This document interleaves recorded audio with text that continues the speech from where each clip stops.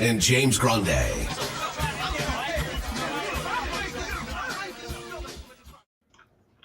What is going on, everybody? Jon Impemba here with James Grande. Welcome into the Fantasy Alarm NBA DFS Playbook Show. It is a Monday 4-game main slate.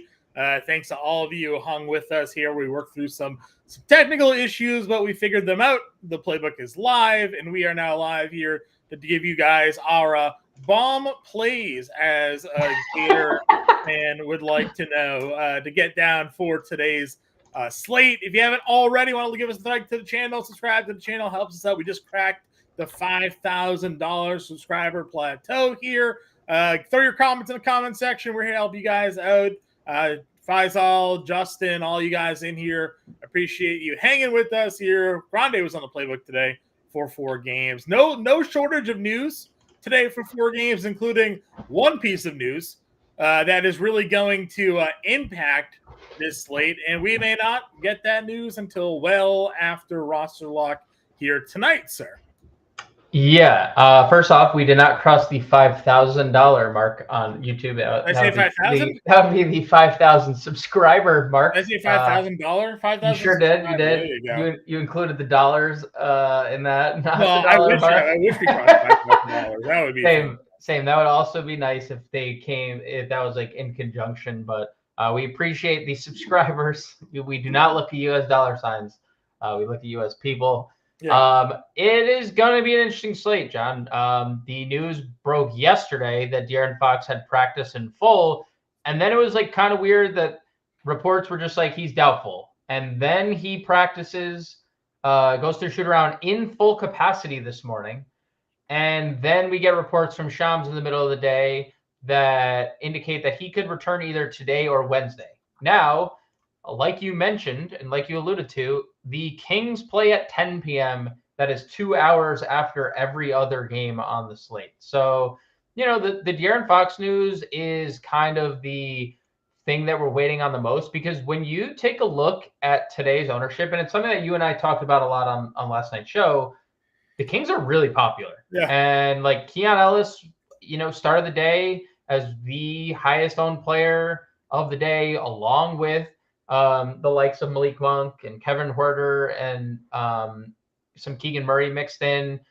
And that's obviously shifted because we just don't know the status of De'Aaron Fox. If De'Aaron Fox plays, none of those guys at their price tags are really interesting at all. Like, the Kings just become that much less interesting, not from a real basketball standpoint, but just from a DFS standpoint. So, wait and see kind of on De'Aaron Fox. Hopefully we get news. It's a 7:30 lock, so hopefully we get news. This is a slate where you're going to have to make a decision. You're going to have multiple constructions built, and you're going to have to say, okay, can I get away with not playing Kings value if De'Aaron Fox is ruled out? If De'Aaron Fox is in, what are the pivots that I can make? Because Cleveland is in that game, and I think Cleveland is really appealing tonight anyway, so you should have an approach for both of them. But the slate is not fully contingent on just De'Aaron Fox, but crap, man, if you don't play these early games and De'Aaron Fox plays and you were relying on the likes of Keon Ellis in your lineup, you're not finding the $3,900 player in that late game walking through that door unless you want to play like Dean Wade, and nobody wants to play Dean Wade, right? So no offense to Dean Wade. He's in the NBA, but he's a great team reporter. But there's obviously news in the balance, and hopefully we get it, but if we don't, we will truck on, and we'll take you guys through what to do if not De'Aaron Fox plays. Yeah, let's talk about some of the top spreads and matchups we are looking at here on tonight's slate. What games you may be looking to avoid? What's the more popular stack? We talked Sacramento Cleveland already, late night hammer game here, but are you looking more at Knicks Boston? Are you looking at Washington Toronto, Chicago, Milwaukee? I mean, for a 4-game slate, you kind of have some tough, decisions to be made here. That's a loaded question there, John, because Knicks Boston 8.5 to 9-point spread in Boston. Knicks on a back-to-back. Washington Toronto 9.5 point spread. Washington on a back-to-back in Toronto. Bulls on a back-to-back in Milwaukee against Milwaukee, who's getting Damian Lillard back. 9.5 point spread. The Bulls have traveled twice on back-to-backs this year and have gotten torched in both of those games. They're on a back-to-back.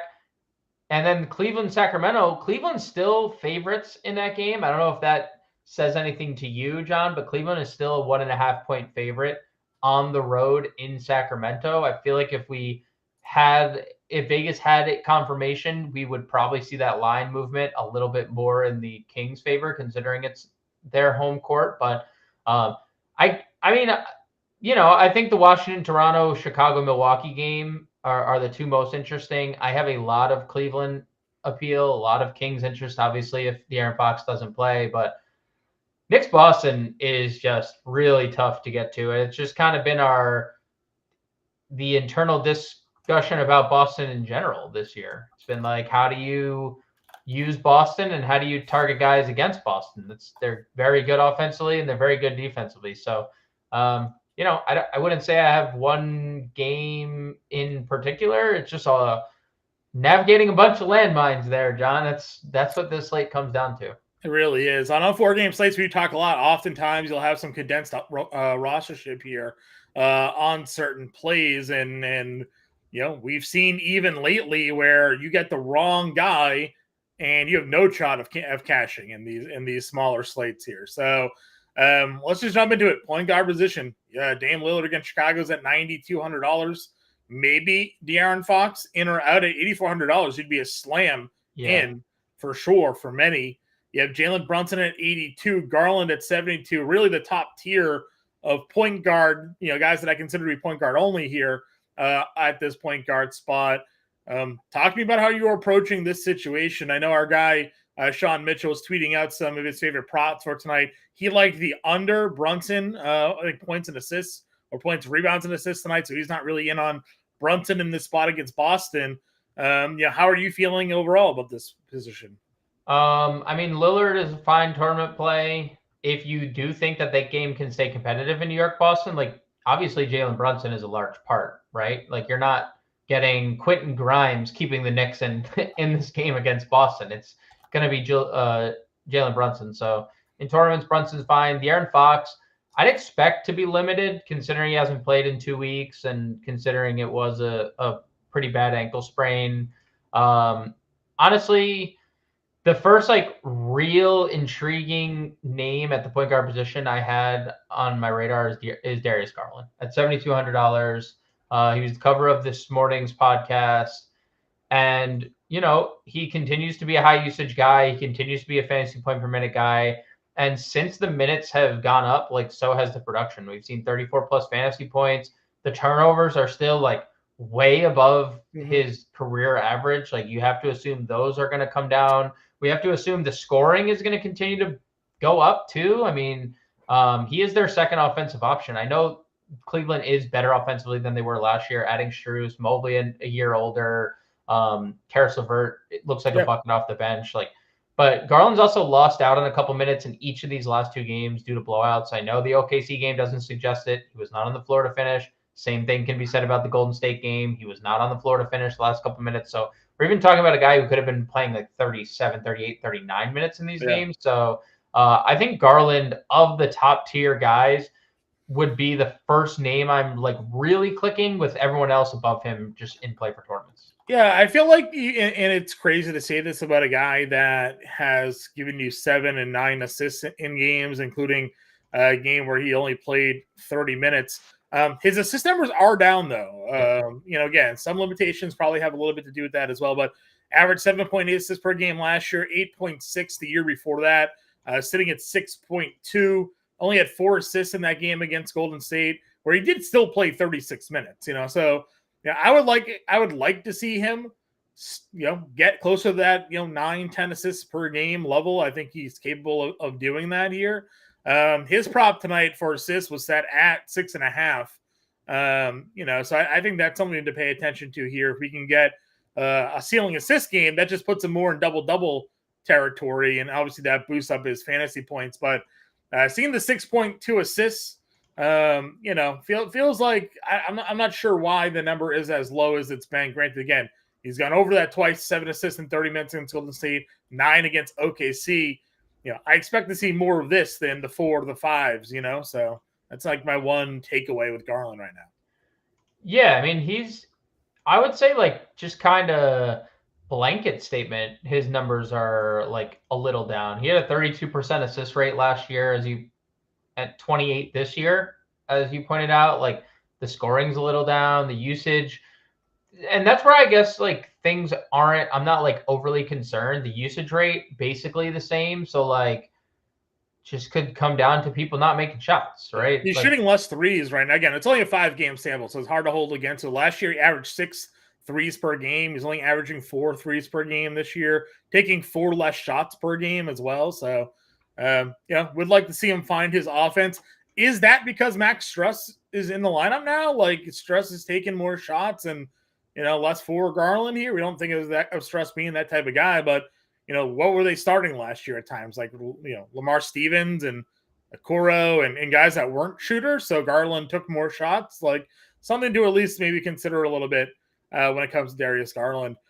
Moving our way down this point guard position, Dennis Schroeder's at $6,600.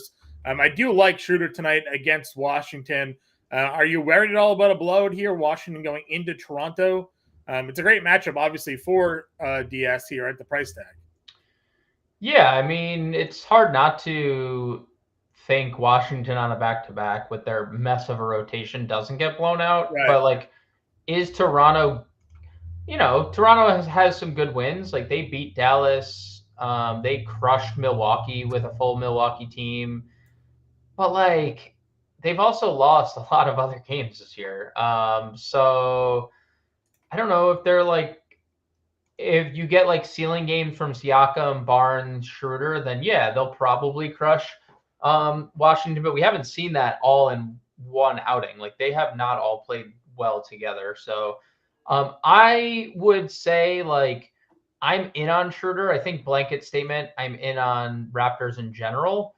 But he would probably actually rank, like if we're talking Raptors, I think he would rank 4th for me in terms of priority. That's a positional thing for me. One, because I like cheaper. I like Garland for only 600 more. I like other guys below Schroeder more at this position. And I think per dollar, I think there's just better Raptors on tonight's slate. Sure. Okay. Where else are we going at point guard then for you? Right to Kobe White. I understand like he's been super inconsistent or was inconsistent in the middle of this like beginning of the year, but 5 straight games with 26 plus fantasy points, 5 straight games of double figure scoring. The assist numbers have been really good, 5 plus and 4 straight. Love the shot attempts the last few. The minutes are great. Everything really just lines up for Kobe White. Now he only played 32 minutes last night, even in a game without Alex Caruso. He fouled out. So, the game before he plays 37 minutes. There was overtime in that one. So Kobe White just seems to be like 32, 33-minute guy, and that seems to be what the Bulls want him to be. But rare case, and this is the same case with Washington, where you get top 5 pace, bottom 5 defense. That's what Milwaukee is this year. So I'm perfectly fine getting to Kobe White. Again, can the Bulls keep it close? is the game name of the game. They've been blown out on second legs of back-to-backs twice this year. Blown out. Both on the road. Here's another road game on a back-to-back. So we'll see. It hasn't looked good, but I do like Kobe White here, 5,400, and so does the field. That's not a secret. People are going to get to him tonight. Yep. Again, I agree with you. I took the over on his I want to say his shot attempts tonight. It was like 12.5 or something like that. So I went to see if he'd get his offensive game going a little bit here, knowing how bad Milwaukee is defensively in their backcourt. Anybody else at point guard for you?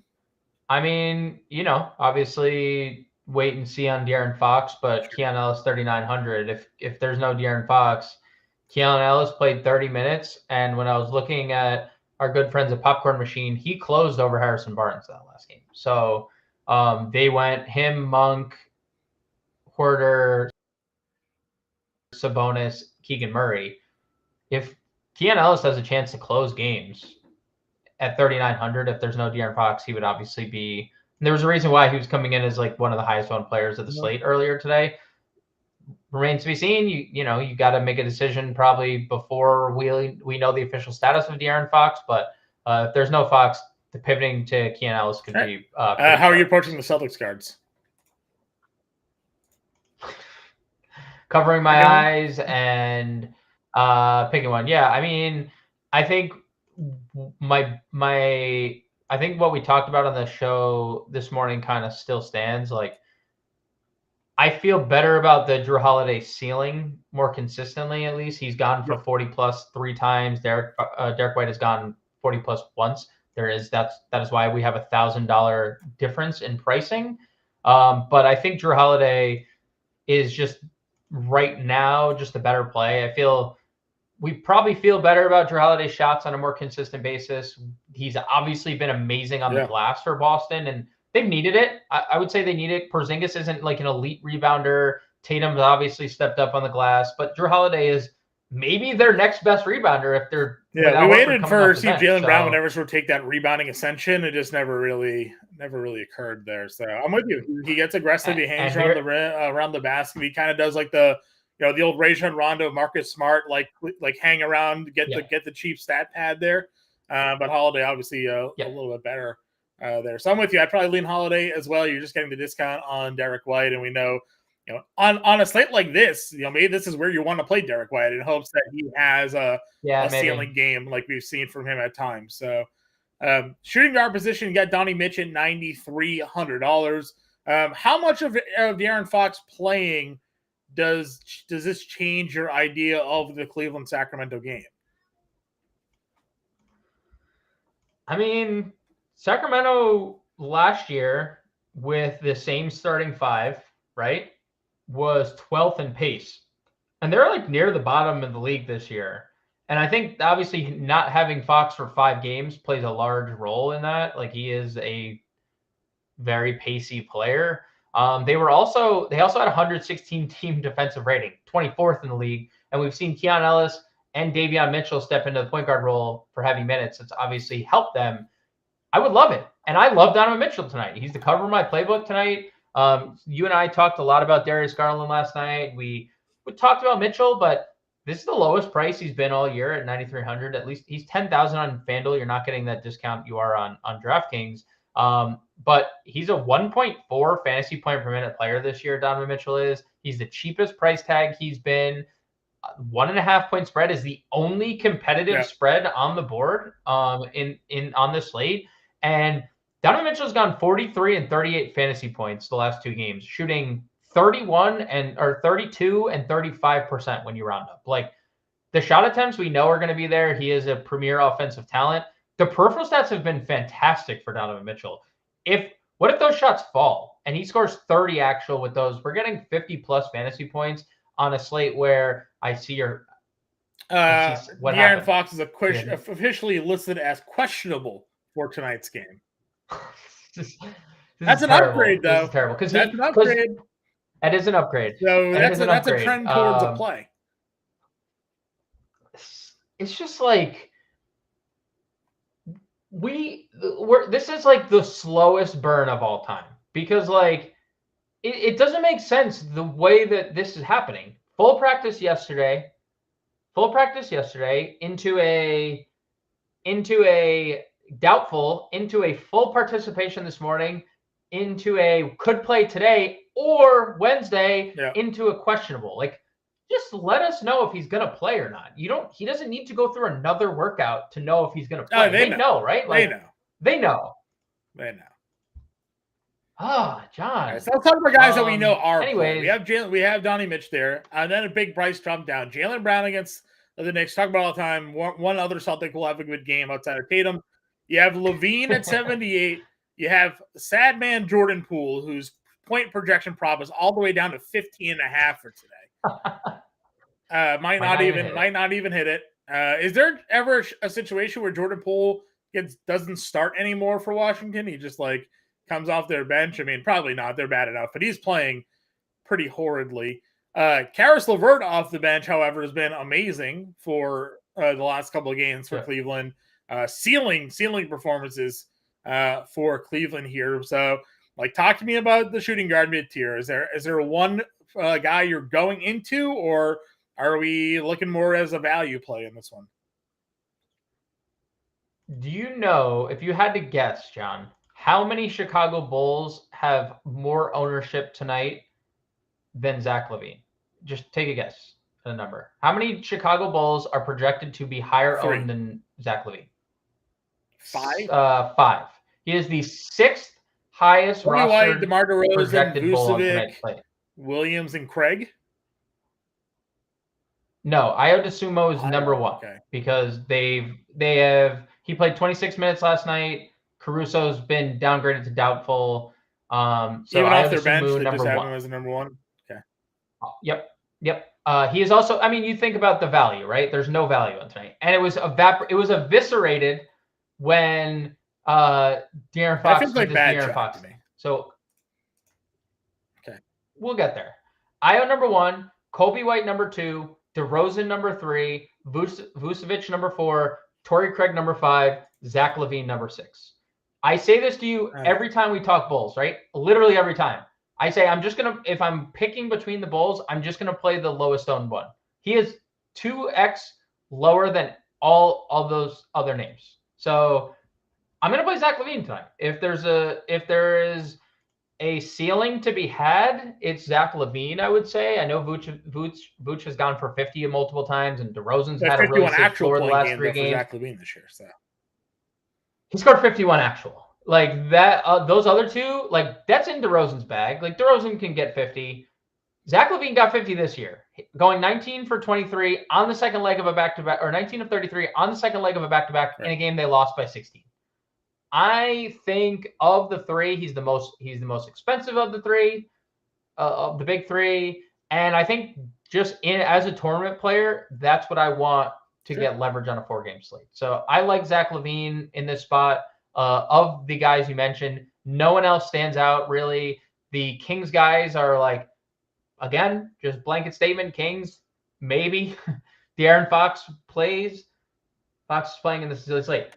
You're right. Like it is like, because you have to make a decision before 7:30, right? Before 7:30, you decide, okay, I am playing this slate as if De'Aaron Fox is playing, or I'm playing this slate as if De'Aaron Fox is not.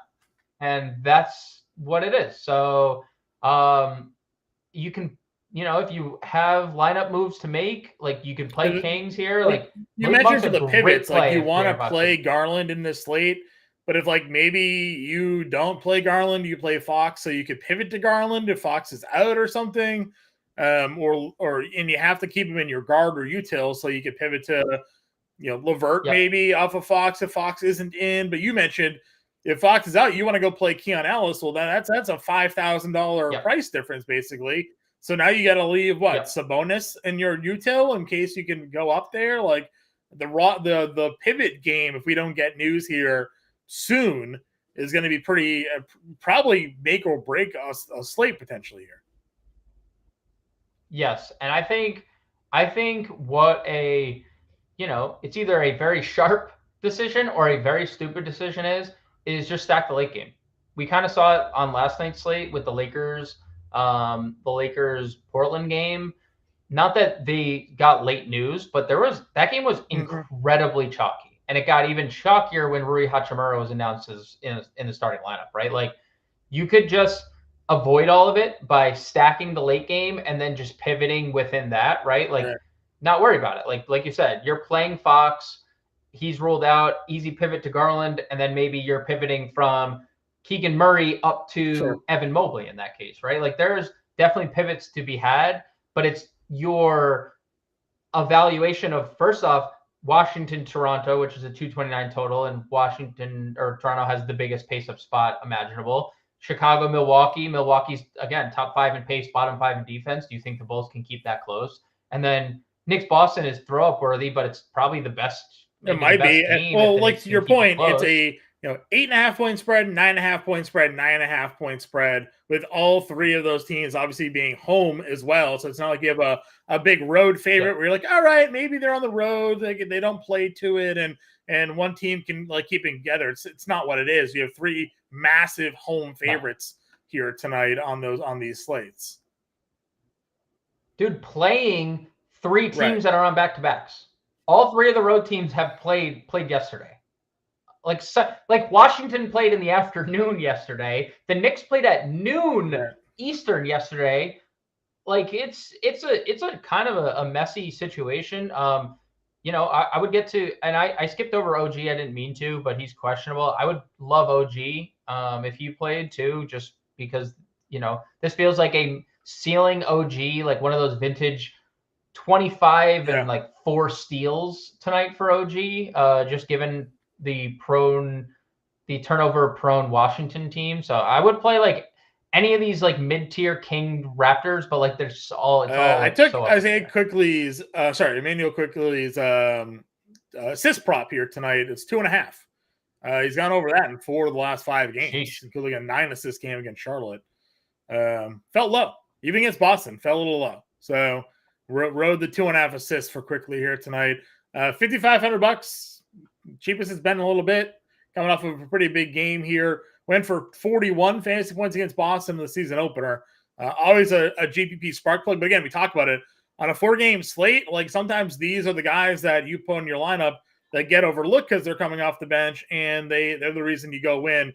I kind of consider Quickly like your guard version of Bobby Portis, right? Like comes off the bench, he has a role, the minutes are going to be there. You also know he can go double for you, off the bench. So I do like some Quickly tonight. Yeah, this game could quickly get out of hand, and using Emmanuel in your GPPs could work out because he could get some run late in the 4th against Peyton Pritchard and Sam Hauser and Delano Banton, and that's who Quickly is attacking the rim. And then we know there's no rim protection there in the Celtics backup front court. So the murder cornet. You're disrespecting your boy. Where else we going shooting guard? Any other values on the board for you here today? Yeah, I mean, let's just talk Io, right? Let's just. I think it's bad chalk. Is it because he just made all of his shots and had 3 steals, and that's not? Yeah. Also, I don't think he was ever really that good. I think he was just a product of playing time as a starter.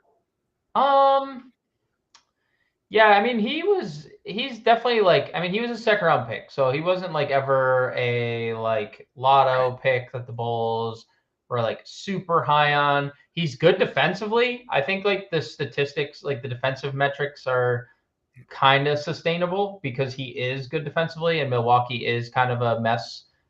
They play fast, and he's been 0.8 fantasy point per minute guy. If you were to get 26 minutes at 0.8, I just don't see it for me with him. Again, you think about him as a starter on this team where they had, White was basically in and out of the rotation at times. They had no ball. They had a, Beverly, whatever. They had to give Io 35 minutes, and he was able to give you 24 fantasy points at 35 minutes most of the time. He wasn't really out there, popping. There's the fact that he's coming off the bench. Maybe that helps him a little bit, but I don't know. I don't find, even at $3,400, I don't find him to be that exciting of a play. I think the problem with like playing good chalk, bad chalk tonight is there is no chalk tonight. That's like there is no value when you're talking about just. I mean, he is the highest owned projected player of tonight. If he goes out there and gives you the 6 fantasy point Santi Aldama, you win, sure. Right? And that's in his bag. Like it's very possible. He has 4 games of under 10 fantasy points in the last 10. Now I get it. The minutes there, 15, 16. He played 27. But again, I don't consider him going out there and shooting 6 of 7 either again. So, if he goes 3 of 7, now you're looking at a guy that's giving you less than 20 fantasy points there. It's definitely an efficiency thing. I don't dispute that. Unless something else opens up, it's probably chalk that I'm willing to eat. We're obviously also, could we get something in the Milwaukee lineup that is like interesting of note? Dre Crowder, like there's going to be a couple guys we talk at small forward that you could pivot to instead of Io. So I don't disagree with you. Like the efficiency is kind of crazy. Also, what if they play Javon Carter tonight over Io, right? What if Javon Carter is the guy to get, just going to throw this out there as we talk through this. Where did Javon Carter play last year, John? Milwaukee. Okay, just going to throw that out there. Not that matters. Not like that revenge is like on Javon Carter's mind, because I don't think Milwaukee did anything wrong to Javon Carter. But there's always that wrinkle, I guess. No arguments. Anything is really the possibility there. All right, let's go on to small forward then here. Tatum and Barnes, your top two guys that have the dual positional eligibility. We've obviously played them both this season. Scottie Barnes has been one of our favorite plays all year long, coming off a dead game against Boston. Should be a much easier spot for him against Washington. Is this where you're looking to go here today? Yeah, and he's the fourth highest owned Raptor tonight. So I would love to get Scottie Barnes kind of on the low end of the spectrum, because even on nights where he doesn't shoot well, as we saw 2 nights ago, he went for 55 fantasy points. So there's a lot of metrics suggesting that he's going to not shoot as well as he has, like 46%. And there's some metrics suggesting he's going to be closer to 40% if he shoots this much. But he's also doing everything peripherally for them. So the offense is flowing through Scottie Barnes right now. He leads the team in usage rate, not Pascal Siakam like it has been in years past. So I'm perfectly fine getting to a lower owned. Where are you at DDR, RJ Barrett, the rest of this mid tier? DDR, solid play, 7,400. The price tag is great. The production's been great, 40 plus in 3 straight games. We've kind of been waiting for it. 2 of which kind of outlier steal games, defensive number game. 4 blocks for DeMar DeRozan is like, how many times do you think that has happened in his entire career? I'm not sure many. And 4 steals 2 games prior. Probably more likely he's 2 4-steal games this year, but stats that low 30 fantasy point games to 40. So he's fine. RJ tournaments only. I would say Knicks tournament team in general tonight, just considering Boston clamps people down. And I honestly hate the position here, John. Like I'm playing Max Strus tonight. I think there's some viability there. Yeah, I like his price a little better on FanDuel. Unfortunately, you don't get the 3-point bonus on FanDuel that you get on DraftKings for Strus, but he's $300 cheaper over there. So I like that a little bit. And then I think it's the value. The Washington thing is. We'll get to Hauser in a second. I think the Washington thing is interesting because we talked about the Koulibaly thing last night, where he just randomly started second half for Gafford, who got hurt, and then Gafford returned, but Koulibaly just still played. Right. Now there's no Gallinari. So who do those 18 to 20 minutes go to? And then there's Corey Kispert, who played 27 minutes last night. And he is kind of a low floor guy. And by kind of, he is a low floor guy. Same guy. But he's Sam Hauser in a worse spot for $100 more and is going to get more ownership. But I feel slightly better about the minutes there than with Gallinari out than how I do about Hauser, because Hauser's just 20 minutes, even if it's close, if it's a blowout, you're getting 20 minutes. 25 dude, twice in the last 4. Okay. Sure.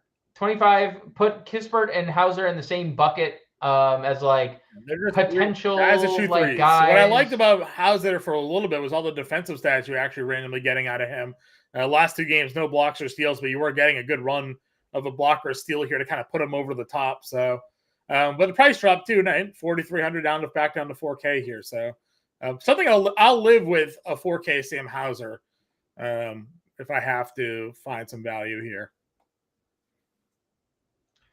You're not playing IO, so you're probably living in the anything where I need to spend all the way. I find my lineup build's pretty comfortable in a fair and balanced build here today, so that also has to play with it. Especially if Fox plays in at $8,300, you don't need to go spend what you're spending for Sabonis or Giannis here today. I don't feel that way. Yeah, what's the reason? And we could just go to power forward. I guess I will throw out Connaughton and Beauchamp. We talked about them last night on the show.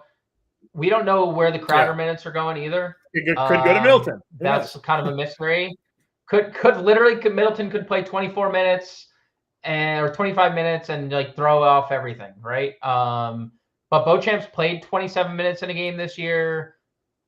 Connaughton's played 24 minutes in a game this year. Who knows, right? One of those guys could be firmly in your player pool.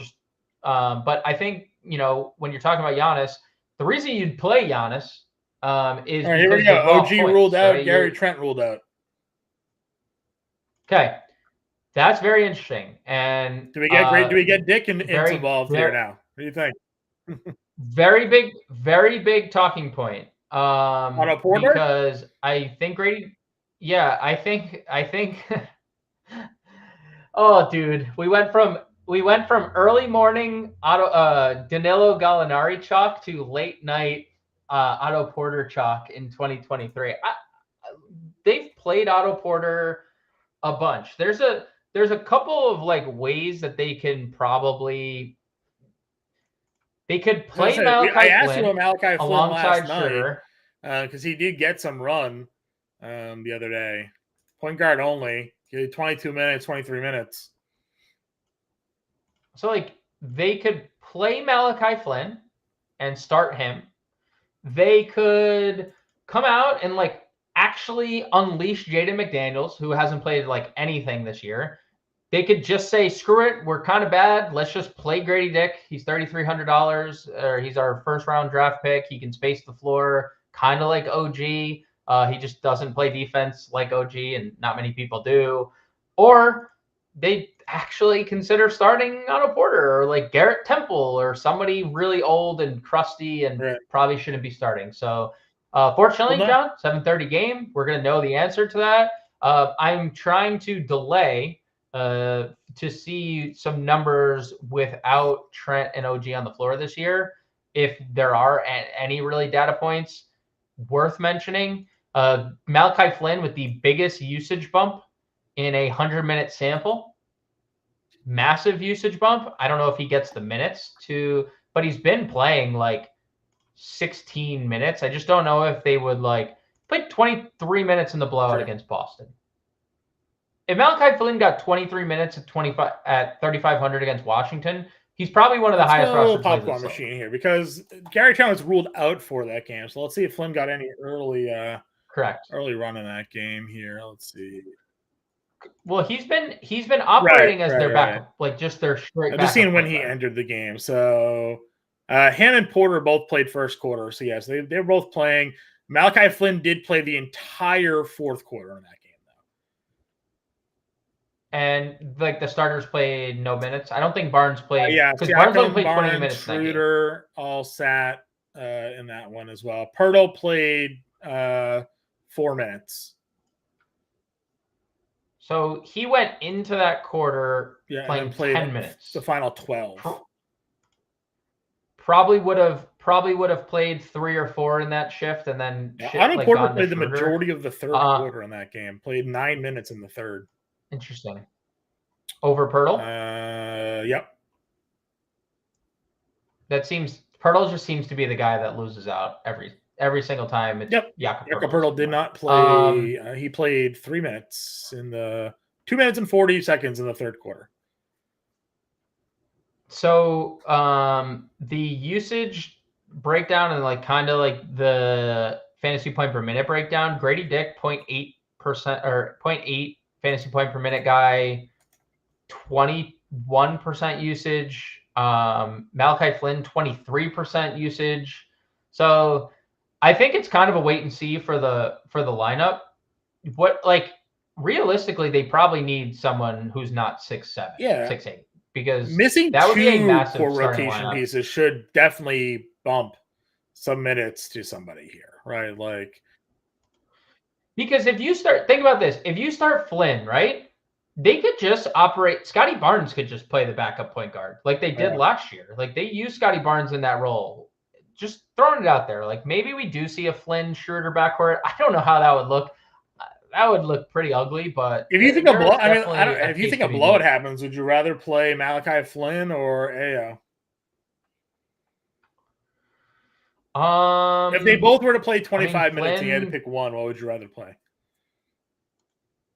Probably Flynn, because there's a drastic discrepancy in usage, like 23% usage for Flynn without Anunoby Yeah, and he's just Trent on the I think he's floor. a Like better that's offensive just player. So I'd probably go Flynn right if I was looking for some value there. But we'll see. This, like you said, the starting lineup will come out. Power forward. Let's go there. Giannis is at the top, 11-1. We've talked about playing Giannis with Dame versus without Dame. Obviously, without Dame, we got 71 and 68. He did have this 62 fantasy point game against Brooklyn. But overall, he hasn't really paid off the price tag when we've seen Damian Lillard on the floor here. Do you find yourself on a smaller slate looking to get the guy with the highest ceiling on the board? I think that's the question you have to ask yourself. Do you want raw points? Giannis has the probably highest floor ceiling combination. So if you think that Giannis is the guy that can get you 60, then play him. I just read something, John. A Toronto Raptors beat writer is suggesting that he thinks Otto Porter is going to start, which makes sense. I don't know if that honestly makes much of a difference. He's been in the rotation. I don't know if he's gonna play a lot, but if it does, you have to think McDaniels probably then gets the Porter minutes. Or do they go like Boucher and have every slide down? Precious they could just elect to go incredibly big and play Siakam at the 3 and like Precious. It's kind of a nightmare. We'll wait and see. But the beat writer did say his guess is Otto Porter starting. That is just a assumption. But yeah, I'm okay with getting the Giannis if you think that he has 60 in his bag, because that's what you need if you're playing him. You're also playing Aya, or you're playing Malachi Flynn or someone in that ilk if you're playing Giannis. I agree. All right. Where else are we going at the power forward position there then? I like Siakam. He's been over 30% usage the last 2 games. He's looked good from a fantasy perspective the last 2 games. And, he's obviously was backseating to Scotty Barnes, but we saw them both coexist in the Dallas game. That was great to see. It's a great spot for everybody. So I'd be okay getting to Siakam. I'm more likely to get to Porzingis, 7,600 on DraftKings. He's over $8,000 on FanDuel. So I prefer him here. Get the 3-point bonus, get the double-double bonus. The peripheral stats, they've been fine. The points, the minutes have been really the concern because Boston's blowing everyone out, and Porzingis is the first guy to get rested. Him and Horford are probably the first 2 guys to get off the floor. So if you think that game can stay close, Porzingis. I think Mobley's safe. Don't love the minutes we talked about on the show this morning, but I think Mobley's pretty safe. Keegan Murray firmly in play if there's no De'Aaron Fox, but 6,400, with De'Aaron Fox. I liked it better when I thought he was going to maybe get some more shots. But again, look how we started the year. Yeah. This is why we were excited. You started the year giving us, 15-8, 16-7, 17-8. Like, all right, blocks and steals are in, the rebounds are in. He's efficiently scoring while not really shooting the 3 all that well, right? Then he kind of took a big dip, and we're like, oh, all right, maybe he's, second year blues. Last game rather, looked like the player we had hoped to see. I love the shot attempts here. I mean, I don't know. Even on this slate, I still probably go to him regardless of the Fox news, but would have liked it better without Fox today. Agreed. Also, just a note, there's, and this might mean nothing, two-way Marcus Noel for the Toronto Raptors is going to dress. He is a point guard. Maybe things to come, maybe signs that they are going to use him as their backup. And see, Marcus Noel, he was. He's the dude from Kansas State. He was just a shooter from the tournament. People will remember him from the tournament there a couple of years ago. So I'm more so thinking they're calling up a point guard. Maybe that means Flynn. Sees probably a bigger role off the ball. Yeah. Marcus Noel, by the way, is 5'7", but the dude just chucks threes. Yeah, he just chucks threes. Go check out his YouTube highlight from Kansas State. He's crazy. Okay. Anyways, Keegan Murray there. Denny, Murray. Bobby P. I already mentioned. I like Bobby Portis tonight. Like him in tournaments. I'll probably have a quickly Portis lineup thrown out there. Just ultimate GPP pop. You never know how it all plays out here. So I do like some Bobby Portis at $5,400. Yeah, maybe the minutes slide to him. Maybe Milwaukee goes with a big lineup, right? Maybe Milwaukee elects to. He's already backing up the 4. He already backs up the 5. He averages 1.1 fantasy points per minute. And he's played 23 plus minutes in 4 It's one of the straight reasons games. why I said I found myself getting more fair and balanced builds because I can play quickly at 55 or 54. I can play Portis at that price, Derek White at that price. Then I can just play the 8K, 7K range pretty comfortably, So I don't find myself going 2 stars and scrubby here. Are you playing Craig at 4K? Alex Caruso played 30 minutes last night, right? So he has a incredibly low floor, bottom of the barrel floor. I told myself yesterday I wasn't going to play another PJ Tucker when we got on a call because I played Haywood Highsmith last night. So I would be just doubling down on playing Haywood Highsmith here again, I think. Torrey Craig. Nope. Very low shooting floor. Probably going to play 30 minutes. He didn't close. Desunmu closed over Torrey Craig yesterday. So, yeah, maybe. There's no value. So, I can understand. You have an why auto people board would revenge gravitate game to too Torrey here. I Craig. just thought of that. So if Porter starts going up against the Wizards here, $3,400. Could it be? So here's the question though. Didn't Otto Porter make a lot of money from Washington? So would it technically be a revenge? Because they paid him and then he never stayed healthy again. Maybe he blames them for not being healthy. The Kawhi Leonard there. So all right, let's go to center. We'll build a lineup here to finish up the show for everybody here today. And we appreciate you all tuning in. If you could give us a like to the channel here, that would be appreciated. Click that subscribe button. We're live every day at 5 p.m. Eastern. We also do our NBA DFS preview show that's live every morning here as well on the Fantasy Time channel. And then if you into fantasy football, we have numerous fantasy football live shows throughout the day as well. Center position, I mentioned Sabonis wasn't somebody I was necessarily looking to spend up for. 10-1, whether we see Fox in or out, I don't know. I get the numbers. The assist numbers are great. Rebounds, great. Historically speaking, Cleveland's been very tough on big men with Mobley and Allen there. And I just worry spending 10-1 on him could result more in a 40 fantasy point game than a 60 fantasy point game. Yeah, he's in my player pool, but he's not a priority. That's basically how I find tournament play if you want to get a guy who has 60 point. Right, because we think that Mobley could be a future defensive player of the year candidate. Jarrett Allen's no slouch himself down there. So, yeah, Mobley entered the year, I think, as the favorite defense player there. Again, not my favorite spot. I don't find myself going up there tonight. Where are you going at center? This is the worst position. Is this a you plug Giannis at center if you're playing Giannis tonight and build around him, sort of? Yeah, probably, because then you could play Torrey Craig at power forward or another mid-tier option. I didn't mention Pat Will. I would play Pat Will tonight, by the way, in tournaments. Just throwing that out there as well. Sabonis. You can play Siakam at center. I think that makes things easier if you're going to play. I think that's why I just looked at my lineup. I actually have Portis as my center in the lineups that I've built. So it's basically non-centers. Vucevic if you want at 76. Portis Gafford can at 54. Stay healthy and or out of foul trouble, right? There's some pop here. Dude, I mean, but even it's just the last game was incredibly weird because he got hurt. He didn't start the second half. He checked in, played 5 minutes in the third, and then never came back. Well, maybe he was still dealing with some pain. I know, but why put him back in the game? He tested out. We've seen guys come back from injury, see how they feel, and then come out of the game again. Washington it was also playing Brooklyn, by the way. What was the Brooklyn rotation looking like? Did they just go super small? Claxton was back. Okay. No, Claxton was back. All right. Yeah. I don't know. Jarrett Allen's getting a lot of ownership. He'll play 28 minutes. They already said he's not going to go more than that. Maybe he double doubles for you and gets you to 30 points.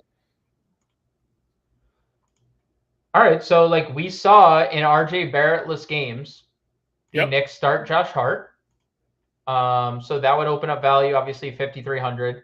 DDV. And then, John, if Quentin Grimes starts the game off 3 for 3, Right. DDV's dead. He's not playing. If Quentin Grimes misses all of his shots, well, now Quickly has a chance to play alongside Brunson, and DDV has a chance to play at the 2. So, yeah, I mean, that opens up a lot. Doesn't that late update feel like he's not playing now in Boston? Yes. On a back-to-back. Now illness. You know? Yeah, I mean, back-to-back, you're traveling, right? Like it's a travel situation where you're going from New York to Boston, and it's literally 6 p.m., an hour and a half before game time.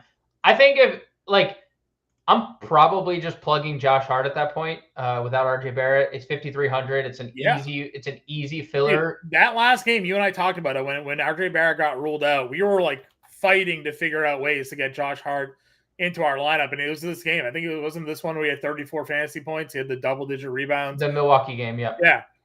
Again, we say it all the time. Now, 2 for 9 shooting is unfortunate, but he had 34 fantasy points and 2 for 9 shooting. We talk like Josh Hart is a player that randomly has those like 50 fantasy point games because he's out there 10 boards, blocks and steals, even had 5 assists in that game. He's not an offensive player, but there are nights in the past, those of you who've been playing DFS long enough know that like a mid-price Josh Hart has 10x upside sometimes. Now, does he have 10x upside against Boston? Probably not, but again, he did it against Milwaukee with 10 boards, so I would agree with you. And look at this run, 25, 34, 27 fantasy points, and that Cleveland-Milwaukee Clippers spell there with Barrett out of lineup. So I would agree with you. I would give Josh Hart some real looks on this slate, but still, I like Quickly regardless anyways. Well, to your point on the Quickly thing, I'm just looking up some Knicks numbers without RJ Barrett. Quickly is the leader in the clubhouse with fantasy points per minute, without RJ Barrett, ahead of Brunson, ahead of Randall. I can't believe the Knicks didn't pick up his option. Yeah, it's crazy. It's crazy. It's crazy. He's gonna score 40 points a game for whatever team he plays for. I hope he does, because wherever he goes, he's starting. Like wherever he goes, he's gonna just be in the starting lineup. Like he is good enough to start. I still can't believe like they don't view him like Maxey playing. I mean, dude, yeah. I mean, I guess that's hard for me to see just given what Tyrese Maxey just like is doing right now. But like you don't know, and why isn't he? I mean, they could start him alongside Jalen. Well, I thought they were gonna have him start, and they gave Brunson all that money because his dad's the coach. Yep, that's true. Then they're just like, nah, you're a grade 6 man, Emmanuel, and then we're gonna let you go here. So, yeah, it'll be interesting to see where he goes and maybe where he goes and thrives next season for sure. All right, let's build a lineup. Would you play just quickly? No pun intended. Yes. Would you play other Knicks other than Hart or Quickly if Barrett is ruled out? Brunson, I mean. Randall 81 is a pretty good price. It is. And he's been really good. And he just didn't shoot 5 of 22, still gave you 45. So maybe. The shooting is finally like kind of okay. Like if you look at the last 3 games, 42, 50% shooting, and coincidentally 41, 54, 44 fantasy points in those games. Like I don't know, just throwing it out there. He's only at 1 fantasy point per minute. There's no like significant boost in that category without Barrett, because Barrett's been really good, but Randall's been coming. Like if it's going to be hard for, I think, the Knicks to keep pace if Barrett doesn't play, but I think it's worth consideration. Yeah, that's fine. All right, let's get a lineup built. Where are we kicking things off here today? Good luck, John. I don't know. I mean, Garland? Yeah, I feel like I think you and I have not that like we're very different on tonight's slate, but like I think my approach, truthfully, what I'm going to do tonight is I'm going to have limited exposure to the first 3 games, and I'm going to stack the hell out of that late game. Okay. That's probably what I'm going to do. I'm just putting together one of the lineups that I have built here already. So okay. Because like I'm going to play Io. That shot that I'm going to eat that you're probably not going to eat. That was a lineup that I had built already. I just don't know what to make of the Knicks game. Now that let's see if the line is moving at all. It's 9.5 I would still. probably pivot. I'd probably pivot off Porzingis if that game changed. If I had to, and do probably more DeRozan here. Like no Toronto feels kind of Yeah. because that game is as good as it is for Toronto on the Toronto side. I mean, like Kobe White feels really. You have Derek White. I would play Kobe White probably over Derek White. We can definitely make some pivots around here. Sorry, so we go Kobe White here. Probably gets us up. How close to Barnes? I mean, that kid is to Siakam, not Barnes. Yeah, Siakam 3K, 8K there. Just maybe we switch. Is there any? I mean, we can get off of Keegan and go Scotty as a small forward, right? So, Scotty Barnes at small forward. Go back to Hauser, I guess. I still like playing Hauser, but we can make some moves there. 57 would give us the heart play if he was getting ruled out. We'll call this the contingency lineup. The contingency lineup, yeah. All right, what do you like for lineup here? Well, let's use IO as a value. Probably at shooting guard. Probably at shooting guard. Right, we're still in on Garland though, right? Yeah. It's Garland or Mitchell for me. I would like one of them. Shams update. Oh, Jay Crowder out for 8 weeks. Yeah. From the clouds. That's not great. All right, so we do Mitchell. So give me a small forward. Place Siakam at center. Okay.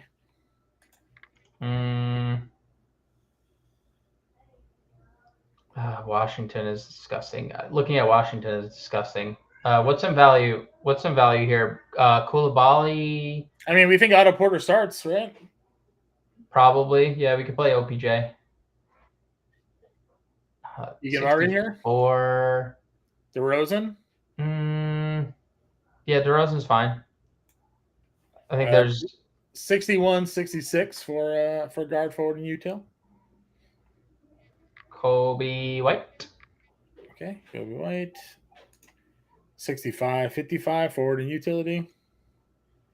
Forward and utility. I still like Quickly as a util, I guess here. We'll play him. Or would you rather Portis or Quickly if you had to pick one? Portis obviously slots as a forward. Quickly would be util. Portis. All right, $7,700 for util. So close from Levine. So close to Levine. Mobley. I mean, we can play Levine over DeRozan. You already said that, so let's go Levine there. Let's go Portis as a power forward. Levine as a small forward. And now we have 73. Puts us right. Could go Garland, Mitchell. You could just. I don't mind that. Like they coexist. So yeah, that's fine. All right, Mitchell, DeSono, Porter, Portis, Siakam, White, Levine, and Garland there.